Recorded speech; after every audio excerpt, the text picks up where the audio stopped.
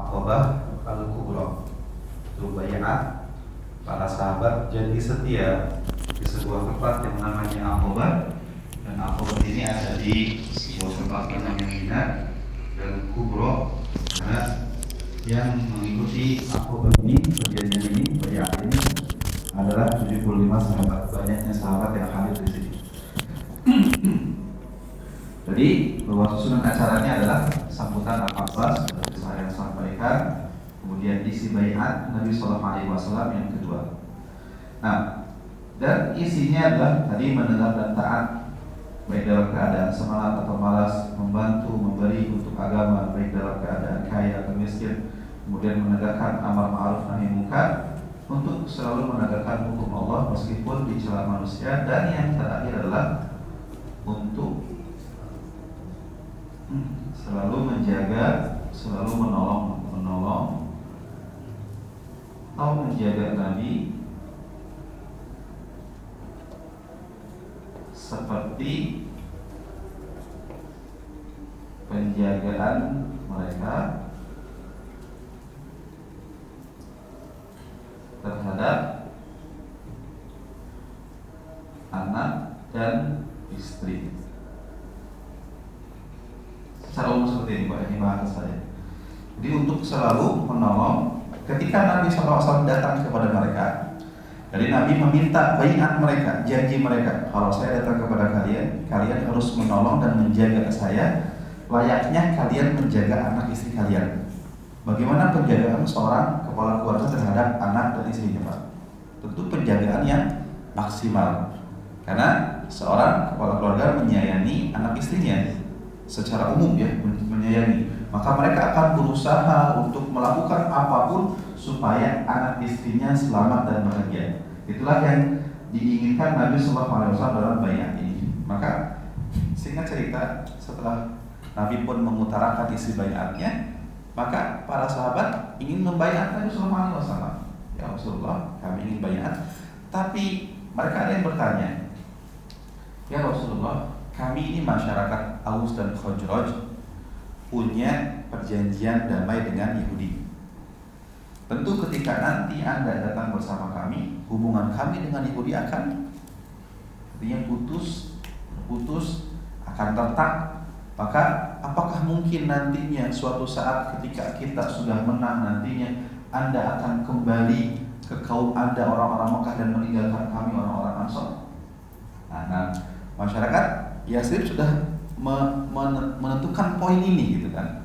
Apakah nantinya ketika Allah berikan kemenangan kepada kita, Anda akan meninggalkan kami ya Rasulullah? Maka Nabi SAW mengatakan apa? Nabi tersenyum di sana dan Nabi mengatakan, baliddamu ad-damu wal hadamu al-hadamu, ana minkum wa antum minni, uharibu man harabtum wa usalimu man salamtum, kata Nabi SAW. Nabi mengatakan apa? Darah kalian adalah darah saya, kehancuran kalian adalah kehancuran saya. Saya akan memerangi orang-orang yang kalian perangi, dan saya akan memberikan keselamatan orang-orang yang kalian berikan jaminan keselamatan. Maka kata Nabi menjanjikan tidak ada seperti itu. Meskipun nantinya orang-orang Ansor itu ada ketakutan Nabi akan pindah ke Mekah. Apalagi kan setelah perang Fathu Mekah, kemenangan kota ditaklukkannya Mekah, ketika itu para sahabat dalam hatinya itu jangan-jangan Nabi sudah pro orang-orang Mekah ini. Mekah sudah ditaklukkan, kemungkinan besar hijrah lagi kan ada. Bahkan ketika peristiwa perang Hunain, Nabi memberikan banyak kepada orang-orang Mekah, sehingga di sini pun mereka pun ada ketakutan. Tapi akhirnya Nabi pun berceramah di depan mereka dan Nabi mengatakan, kalian adalah orang-orang Ansor, penolong agama. Maka saya tidak akan pergi dengan mereka, tetapi saya akan pulang bersama kalian ke kota Madinah. Nah, ikhwani hadirin rahimani wa rahimakumullah. Nah, maka sambutan Al-Abbas sudah selesai. Isi bayat sudah. Sekarang penegasan isi bayat.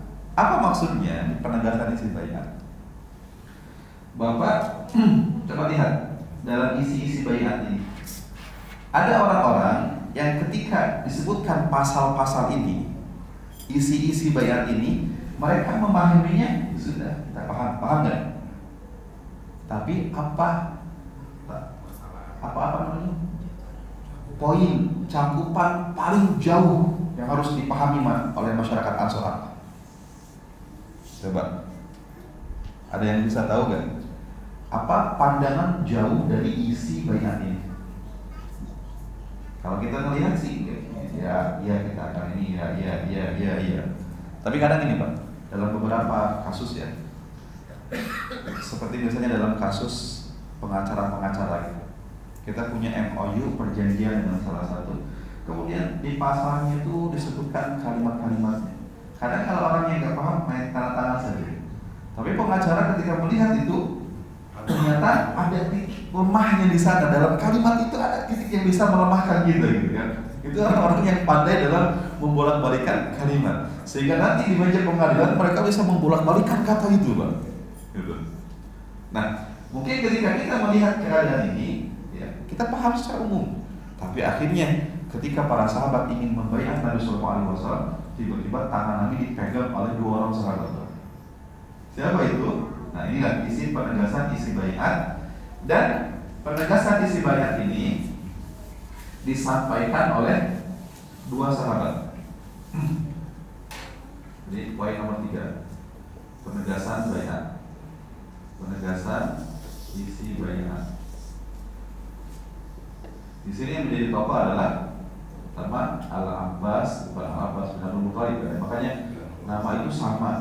Di sini Al-Abbas bin Ubadah. Dan yang kedua adalah As'ad bin Zurarah. Ini dua orang hebat, dua orang yang memang beriman kuat kepada Nabi Sallallahu Alaihi Wasallam.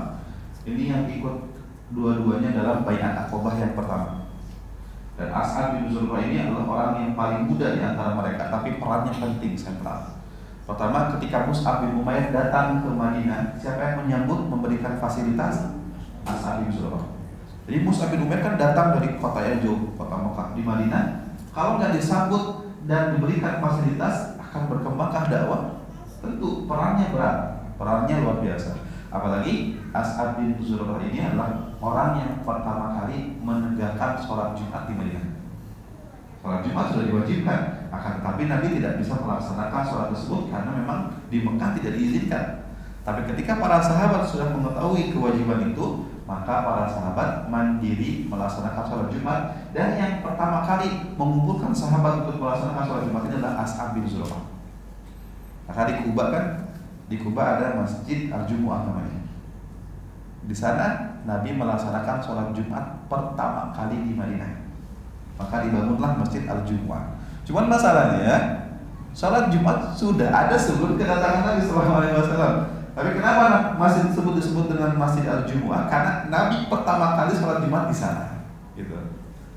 Bukan berarti Jumat pertama penduduk Madinah, bukan. Nah, apa penegasan isi baiat ini, Pak? Ini, coba apa poin terjauh Bapak di sini melihat ini apa? Seperti titik beratnya satu. Apa? Perang melawan seluruh dunia. Ini poin beratnya di sini. Maka sahabat ini memberikan penegasan. Ya orang-orang Ansor, sebelum kalian membaiat Nabi Sallallahu Alaihi Wasallam, pahamilah isinya. Apa?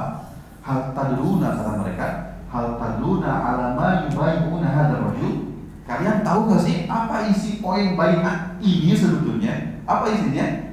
Kalian menantang dunia. Kenapa? Ini agama baru muncul, dunia agamanya kacau. Pasti mereka akan menentang semuanya. Dan kita kekuatan kecil, Madinah kekuatan kecil. Berarti kalau kita membaiat Nabi Sallallahu Alaihi Wasallam sudah siap tidak? Kita berperang, mendeklarasikan perang kepada seluruh dunia yang tidak menyenangi Islam. Itulah yang diberatkan oleh Al-Abbas bin Ubadah dan As'ad bin Zurarah. Karena mereka mengatakan apa? Jika seandainya gini, kalian orang-orang Yazid, jika seandainya kalian nanti menyesal ketika melawan dunia seluruhnya, tiba-tiba harta kalian ludes, kemudian orang-orang terhormat kalian, pemimpin-pemimpin kalian mati dalam perang membela agama ini, kalian menyesal nantinya, sudah bubar saja, tidak usah ada baiat ini. Tapi kalau kalian sudah siap dengan konsekuensinya, nanti setelah kita membaiat Nabi Sallallahu Alaihi Wasallam, setelah kita menyambut Nabi Sallallahu Alaihi Wasallam, nanti kita berperang melawan dunia. Ada orang-orang terbaik yang mati dari kita, keluarga kita yang mati dari kita, harta kita habis untuk menegakkan agama ini. Kalian menganggapnya itu biasa saja, bahkan kalian ikhlaskan karena Allah, dan itu adalah kebaikan dunia akhirat, maka baiatlah Nabi. Kalau kalian nanti menganggap kerugian itu semua sehingga kalian menyesal, sudah jangan baiat Nabi Sallallahu Alaihi Wasallam. Ini isi penegasan isi baiat ini, Pak. Tapi kata para sahabat Ansar ketika itu, mereka mengatakan kami paham apa maksud dari isi perjanjian tersebut, isi baiat tersebut, sampai akhirnya ketika sahabat ini sudah mempertegas isi baiat dan mereka sudah siap konsekuensinya, artinya secara umum perang melawan seluruh dunia, karena ketika itu agama yang benar adalah agama Nabi Muhammad SAW, sedangkan agama-agama yang lainnya sudah agama hancur, artinya mereka akan menyakiti kaum muslimin, akan berperang dengan kaum muslimin, sampai akhirnya mereka pun siap dan berjabat tangan sebagai bentuk sahnya baiat tersebut bersama Nabi Sallallahu Alaihi Wasallam. Tadi berapa jumlahnya, Pak? Terbagi menjadi apa saja? 73 laki-laki dan Nabi berjabat tangan dengan 73 laki-laki dan tidak berjabat tangan dengan 2 wanita tersebut.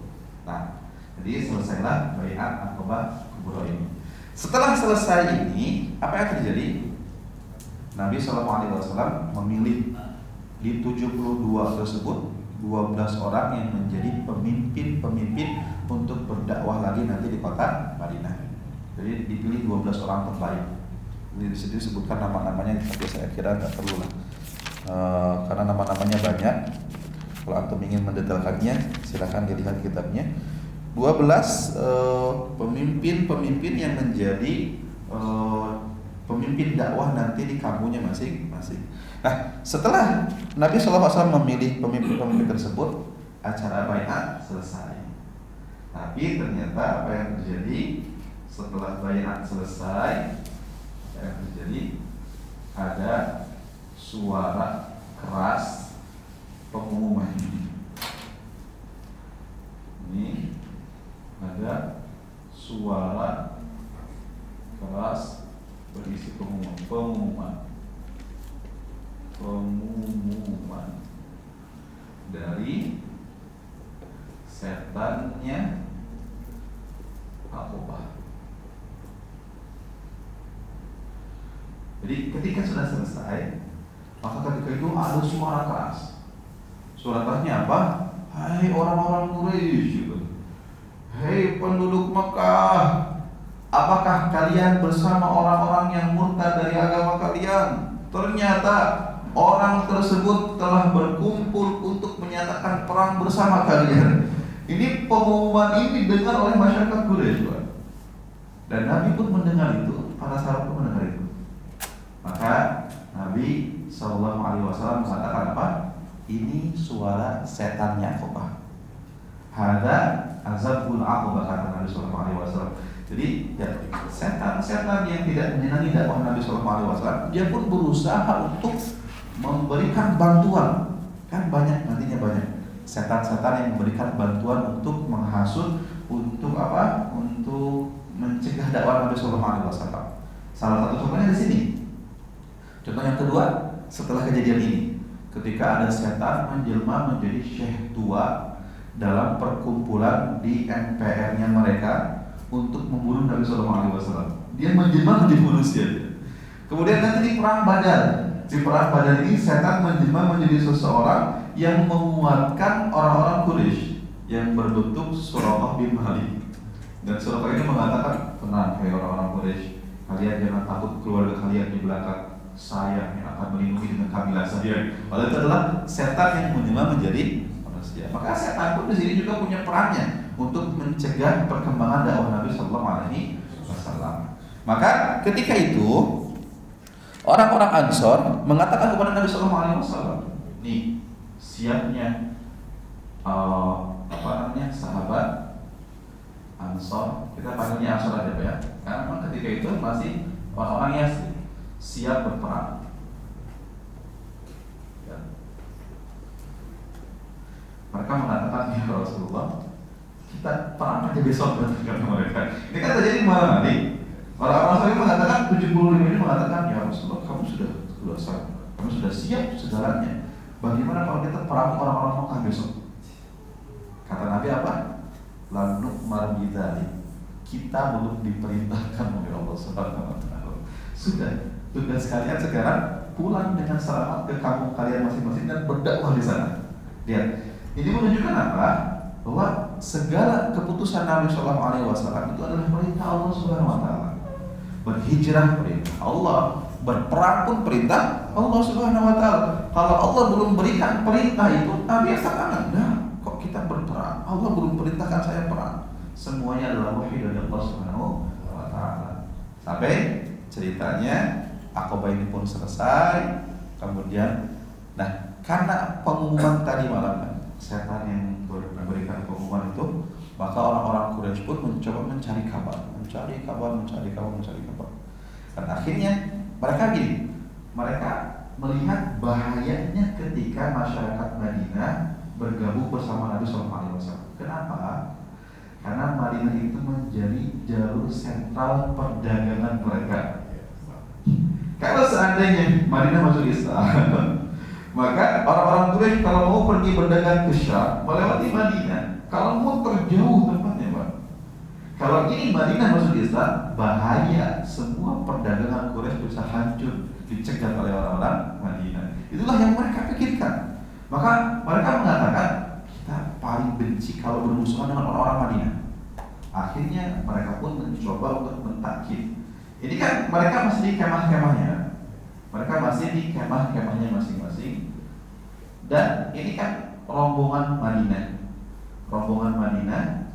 Dan bersama mereka kan orang-orang musyrik kan. Akhirnya mereka pun, orang-orang Quraisy pun mendatangi rombongan ini dan mentakkid. Mereka mengatakan, apakah benar, hai kalian orang-orang Yatsrib, kami telah mendengar kalian melakukan janji setia dengan seseorang yang kami anggap sebagai orang gila, penyihir, pemecah tradisi nenek moyang, pengadu domba kita. Apakah kalian benar seperti itu? Nah kan, yang membayar Nabi jumlahnya berapa? 75. Sedangkan rombongan ini banyak. Dan ketika itu di rombongan ini ada orang munafik yang nantinya jadi orang munafik, Pak. Siapa? Abdullah bin Ubay bin Salul. Sini dia ada nih. Abdullah bin Ubay bin Salul. Di sini ada dia. Dan dia mengatakan kepada orang-orang Quraisy, saya memberikan jaminan gak seperti itu. Kaum saya gak mungkin seperti itu terhadap kalian. Ini skenario-nya ternyata Allah berikan skenario apa? Ternyata orang ini ada dan orang ini malah menguatkan. Sedangkan orang-orang Muslim saling memandang satu sama lain. Kita kan tadi malam ada di sana gitu kan. Cuman orang ini memberikan penguatan, tidak mungkin. Kaum saya tidak mungkin seperti itu. Akhirnya orang-orang Quraisy pun percaya dan mereka pun pulang dari kemahnya orang-orang Madinah ini, balik ke kota mereka, kota Mekah. Akhirnya mereka pun pulang ke Madinah. Ternyata ketika di Mekah mereka mendapatkan kabar yang lebih pasti. Ternyata orang-orang Madinah ini melakukan perjanjian dengan Rasulullah SAW. Akhirnya mereka pun mengejar kembali, mencoba dikejar rombongan, tapi mereka nggak kekejar. Cuma ada satu sahabat yang telat. Sahabat tersebut siapa namanya? Sa'ad bin Ubadah. Dan Sa'ad bin Ubadah ini adalah salah satu pemimpinnya Ansor. Ini Sa'ad bin Ubadah orang hebat. Nah, nanti ketika Nabi SAW meninggal dunia, ketika orang-orang Ansor berkumpul di satu perkampungan namanya Saqifah Bani Sa'idah. Sekarang masih ada tempatnya, cuman wallahualam sedang direnovasi untuk dijadikan sesuatu. Tapi di tempat itu adalah tempat ketika orang-orang Ansor ingin memilih pemimpin setelah meninggalnya Rasul Sallallahu Alaihi Wasallam. Maka ketika itu yang akan dipilih adalah Sa'ad bin Ubadah. Tapi ketika itu dikatakan kepada Abu Bakar As-Siddiq, "Hai Abu Bakar, lihat orang-orang Ansor sedang berkumpul memilih pemimpin."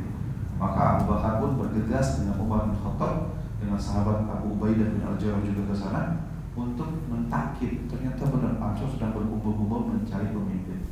Maka Abu Bakar menasihati, kita ini sedang sedih karena meninggalnya Nabi Sallallahu Alaihi Wasallam. Antum sudah berbicara tentang politik seperti ini. Maka kata mereka, wahai Abu Bakar, karena kekosongan pemimpin itu bahaya. Maka kata Abu Bakar As-Siddiq apa? Kalau seperti itu pahamilah, yang berhak menjadi seorang pemimpin itu kami orang-orang Quraisy. Sedangkan kalian orang-orang Ansar adalah menteri-menterinya. Kata mereka apa? Hai Abu Bakar, bagaimana kalau seandainya dari kami punya pemimpin, dari engkau punya pemimpin? Jadi pemimpin Islam ada dua pemimpin gitu. Ya kacau. Kata Abu Bakar, tidak ada seperti itu. Hai orang Ansar, jangan sampai kalian yang Allah sebut sebagai Ansar, penolong agama, menjadi penghancur agama gara-gara masalah ini. Ingatlah jasa-jasa kalian. Pokoknya Abu Bakar pun menyebut sampai akhirnya Ansar pun menerima keputusan bahwa pemimpin itu dari orang-orang Quraisy. Ketika itu Abu Bakar mengatakan ini, kalau seperti itu bayangkan umat. Abu Bakar mengatakan seperti itu, dia yang lebih berhak. Dan Abu Bakar tidak mau menjadi pemimpin ketika itu. Tapi Umar mengatakan tidak, jangan saya, Abu Bakar As-Siddiq saja. Akhirnya Umar pun langsung memegang tangan Abu Bakar As-Siddiq. Akhirnya Abu Bakar pun menerima khilafah seperti itu. Nah, itu saat ibadah yang akan dijadikan pemimpin oleh orang-orang Ansar. Nah, dalam peristiwa ini saat ibadah ketangkap, Pak, sama orang-orang Ansar yang marah mengetahui kebenaran mereka telah membaiat Nabi Sallallahu Alaihi Wasallam. Sehingga saat ini pun dipukuli, dibawa ke pusat kota Mekah. Dan di sana bertemu dengan Mut'im bin Ali. Mut'im bin Ali ini orang penting dia. Dia yang menolong Nabi Sallallahu Alaihi Wasallam juga, tapi dia orang musyrik. Baiknya dia tidak memberikan pengaruh karena mati dalam keadaan musyrik. Kata Mut'im bin Ali, hei fulan, lepaskan tuh orang saat ibadah. Kenapa? Ini orang penting Madinah. Kalau kalian macam-macam, perdagangan kalian hancur di sana. Lepaskan dia. Maka akhirnya orang-orang Quraisy pun takut dengan itu dan mereka pun melepaskan Sa'ad bin Ubadah. Dan Sa'ad bin Ubadah pun ketika itu pulang, orang-orang Ansar melihat Sa'ad bin Ubadah belum kembali, ditangkap. Ketika orang-orang Ansar ini ingin balik lagi ke Mekah untuk menjemput Sa'ad bin Ubadah, mungkin berperang di sana, ternyata Sa'ad bin Ubadah sudah datang. Maka serta bayat Aqabah pun selesai. Kalimat hadirin rahimani wa rahimakumullah, itu singkatnya tentang bayat Aqabah Kubra. Nah, ini sudah dicatat Pak. Sudah foto lagi. Fotonya nggak tahu kemana nanti.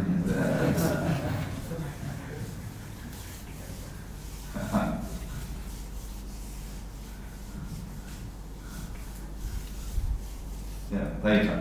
Siapa tokoh-tokoh sentral yang ada dalam bayat Aqabah ini? Pertama, As'ad bin Zurarah, betul, satu. Kedua, Al-Abbas bin Ubadah. Yang ketiga,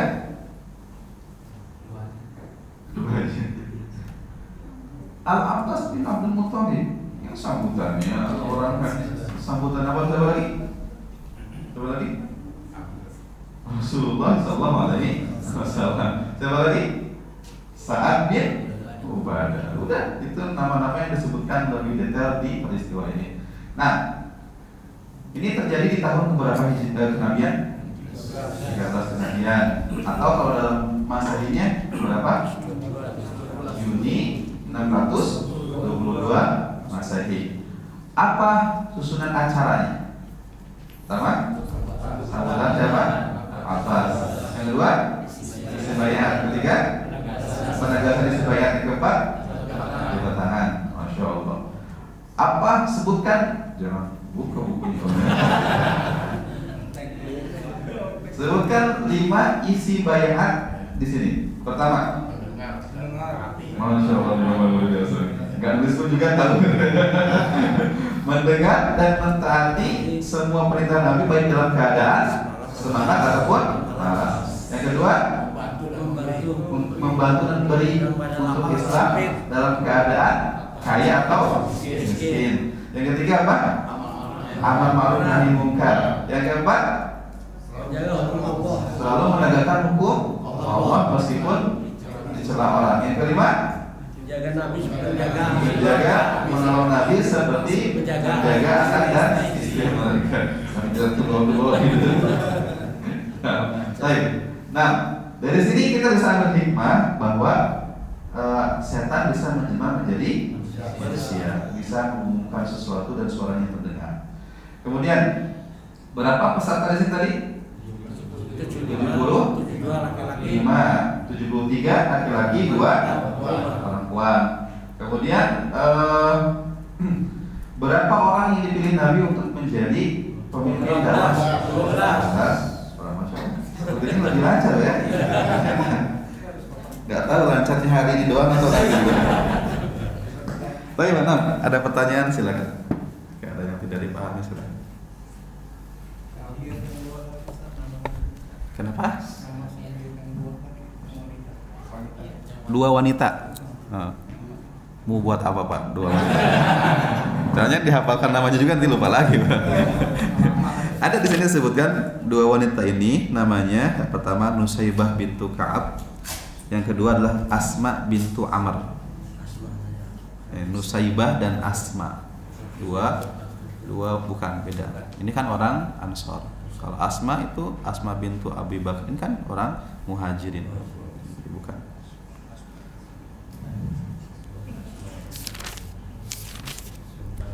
Nah, jadi insyaallah di pertemuan selanjutnya kita akan masuk kepada kontingen pertama dalam hijrah. Karena setelah ini sudah Bai'at Aqabah ini selesai, setelah itu hijrahnya sahabat dulu, baru diakhiri dengan hijrahnya Nabi sallallahu alaihi wasallam. Sama ketika Abu Bakar As-Siddiq sedang bersiap-siap ingin hijrah, Nabi mengatakan, "Hendak kemana engkau Abu Bakar?" Kata Abu Bakar, "Ingin hijrah ya Rasulullah." Kata Nabi, "Sebentar, jangan dulu."